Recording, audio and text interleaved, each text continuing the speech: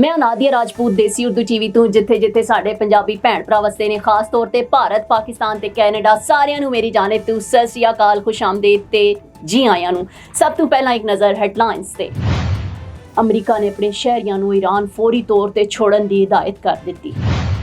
ਅਮਰੀਕੀ ਸਦਰ Donald Trump ਨੇ ਈਰਾਨ ਦੇ ਨਾਲ ਤਿਜਾਰਤ ਕਰਨ ਵਾਲੇ ਮਮਾਲਿਕ ਤੇ 25% ਟੈਰਿਫ ਲਾਉਣ ਦਾ ਐਲਾਨ ਕਰ ਦਿੱਤਾ। कौमी असम्बली पीपल्स पार्टी का एहतजाज कम कर गया। वज़ीर आज़म हाउस ने स्पैशल इकनॉमिक जोन आर्डीनेंस वापस लै लिया। वफाकी दारुल हुकूमत इस्लामाबाद मुकामी हुकूमतों तो मुतल्लिक सदारती आर्डीनेंस जारी कर दिता गया। हुण वधदे हां खबरां दी तफसील दी जानी। ईरान अमरीका के विरचुअल सफारतखाने ने पीर नूं अपने शहरियां नूं ईरान छोड़न की हिदायत करदे होया कहा कि मुल्क भारे च होण वाले एहतजाज शिद्दत इख्तियार कर रहे हैं ते तशद्दुद विच बदल सकते हैं। अमरीकी सफारतखाने की जानिब तो जारी बयान कहा गया कि ईरान मौजूद अमरीकी शहरी हुकूमत की मदद का इंतजार न करन ते फौरी तौर पर ईरान छोड़ देवन। सफारतखाने ने अमरीकी शहरियों को मशवरा देंदे होया कहा कि अगर मुमकिन होवे तो ज़मीनी राह तो आर्मीनिया या तुर्किया के जरिए ईरान छोड़ देवन ते इहो ਜਿਹੇ इंतजामात करन जिन्हां विच अमरीकी हुकूमत की मदद ते इन्हिसार ना होवे। ਜਿਹੜੇ अफराद ईरान छोड़ना चाहते हैं वो किसी महफूज जगह ते घर के अंदर रहन। अमरीकी सफारतखाने तो जारी बयान के मुताबिक ईरान होने वाले मुजाहरे दिन ब दिन वध रहे हैं तो पुरतशद्दुद हो सकते हैं। बहुत सारे लोगों को गिरफ्तार कर लिया गया तो बहुत सारे जख्मी होए ने। रोड ब्लॉक्स पब्लिक ट्रांसपोर्ट बंद ते इंटरनेट की बंदिश तो रोज़मर्रा की जिंदगी च खलल पै रहा है।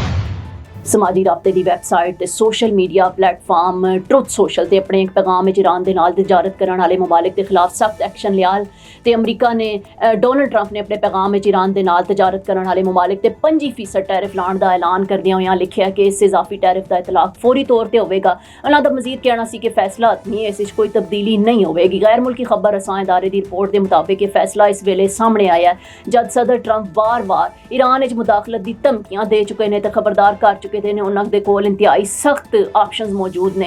इन्हां ऑप्शन ईरान के खिलाफ फौजी कार्रवाई भी शामिल है। अमरीकी इंतजामिया के मुताबिक वो ईरानी अपोजिशन रहनुमावां तो भी राबते ने। दूजी जानिब ईरान के वजीर खारजा अब्बास इराक्ची का कहना है कि उन्होंने हुकूमत अमरीका की जानिब तो भेजी गई तजावीज़ का एक बारीक बीनी तो जायज़ा लै रही है तो अमरीकी खसूसी नुमाइंदे स्टीव विटकॉफ के नाल राबते बदस्तूर कायम ने। Now I am American. I have citizen. I still have my Salvadorian passport and now I have my USA passport. I am a citizen of the US. Khi cầm cái hộ chiếu Mỹ, cô rất là tự hào mình là công dân Mỹ. La ciudadanía para mí significa oportunidades. Si ya tienen el tiempo que pueden hacerse ciudadanas, que lo hagan. No pierde nada uno con intentarlo. Como dicen en México, echándole ganas, todo se puede.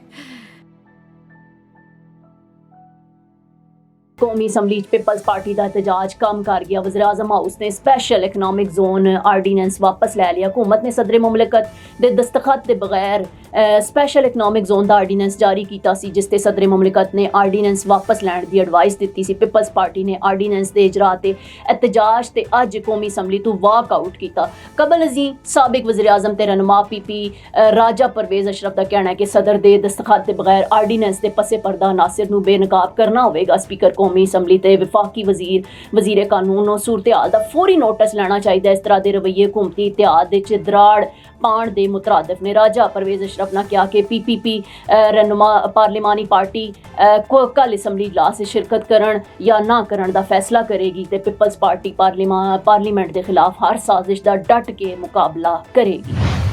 विफाकी Darul हुकूमत इस्लामाबाद मुकामी हुकूमतों तो मुतल्लिक सदारती ordinance जारी कर दिता गया है। विफाकी दारुल हुकूमत इस्लामाबाद मुकामी हुकूमतों तो मुतल्लिक सदारती आर्डीनेंस जारी होया है। यह आर्डीनेंस सदर मुमलिकत आसिफ अली जरदारी के दस्तखत तो जारी होया। आर्डीनेंस के मुताबिक विफाकी दारुल हुकूमत कौमी असम्बली के 3 हल्कियां की सतह पर 3 टाउन कारपोरेशनस बढ़ाईयां जाएंगियां ते हर टाउन कारपोरेशन में एक मेयर ते 2 डिप्टी मेयर्स होणगे ते इन्हां दी मुद्दत 4 साल होगी। हर टाउन कारपोरेशन यूनियन कौंसल की तादाद तयन वफाकी हुकूमत करेगी। एक यूनियन कौंसल 9 जनरल कौंसलर्स ते 4 मखसूस नशिस्तां ते मुश्तमिल होगी। आर्डीनेंस के मुताबिक सरबराह दा मतलब टाउन कारपोरेशन दा मेयर या कौंसल यूनियन कौंसल दा चेयरमैन होगा तो मकामी हुकूमत दा मतलब यूनियन कौंसल ते मकामी हुकूमत दा मतलब यूनियन कौंसल ते टाउन कारपोरेशन होगा। मकामी हुकूमत हुकूमत दा तकर्रर करदा एडमिनिस्ट्रेटर होगा। वफाकी हुकूमत अवामी एतराज़ात ते सिफारशात ते टाउन कारपोरेशन ते UC दी हदूद तरमीम करेगी। हुकूमत वजारत दाखिला की सिफारिश ते टाउन कारपोरेशन की UCs की तादाद इजाफा या कमी कर सकती है। ਦੇਸੀ ਉਰਦੂ ਟੀਵੀ ਤੋਂ ਫਿਲਹਾਲ ਇਤਨਾ ਹੀ। ਮਜ਼ੀਦ ਖਬਰਾਂ ਤੇ ਅਪਡੇਟਸ ਲਈ ਵੇਖਦੇ ਰਹੋ ਦੇਸੀ ਉਰਦੂ ਟੀਵੀ, ਦੇਸੀ ਟੀਵੀ USA, DTV NN ਤੇ ਸਾਡਾ OTT ਪਲੇਟਫਾਰਮ DTV Flix, ਜਿੱਥੇ 3000 ਤੋਂ ਜ਼ਿਆਦਾ ਚੈਨਲਸ ਨੂੰ ਵੇਖਿਆ ਜਾ ਸਕਦਾ ਹੈ। Now I am American. I have citizen. I still have my Salvadorian passport and now I have my USA passport. I am a citizen of the US. Khi cầm cái hộ chiếu Mỹ, con rất là tự hào mình là công dân Mỹ. La ciudadanía para mí significa oportunidades. Si ya tienen el tiempo que pueden hacerse ciudadanas, que lo hagan. No pierde nada uno con intentarlo. Como dicen en México, echándole ganas, todo se puede. Neurological care is a pressing healthcare challenge in Pakistan. That's why Helping Hand USA is building Kind R, a world-class hospital with 130 plus clinics that is set to establish new standards for neurological care in Pakistan.